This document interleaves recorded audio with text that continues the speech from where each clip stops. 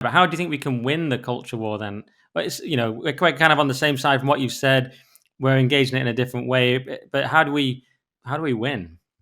Yeah. So it's back to the what's his name? I can't I can't remember his name now, but he passed away, but he was I had him on one of my podcasts, but he wrote the book Strong Men create, Oh, create good times, yeah, good etc. times, create weak men create hard times, right? And that's the answer. That's it. The answer is, like, as much as we want to, like, complain about society and all this stuff, we're not going to change it by complaining about it. It doesn't even, it's like, even if you have, like, look, an election can even be rigged, right? So that doesn't even matter, right? So the answer is to create strong men.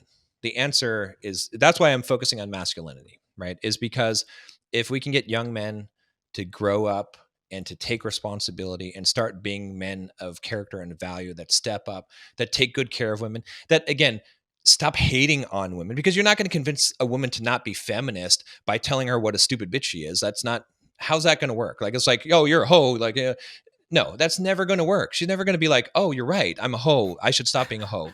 Never in the history of society has that ever fucking worked, right? So we got to get men that stand up and show the examples of good masculine men that take care of women, take care of society, take care of their children, have respect, show respect, show kind, who have a backbone, who are strong men, but have empathy and caring and show love, and aren't afraid to do that. And as we do that and we encourage those men and grow up those men, that's what will shift it, because because that will get women, that will change women. Because if men stepped up and were the kind of men that that could be that magnet, right? Because we have the strength as men, because we are influential, and that magnetic induction. But if you apply that to the greater scheme of things, you'll flip it. You'll flip it. It will flip like that. But it's not going to be through the way that we're doing it now. It's not going to be through,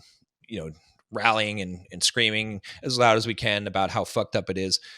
That it's just not going to work. It's not going to happen that way. It only creates more divisiveness. It only creates more of a separation, and makes people more stringent in their own stance. So the answer is to look internally. The answer is one man at a time.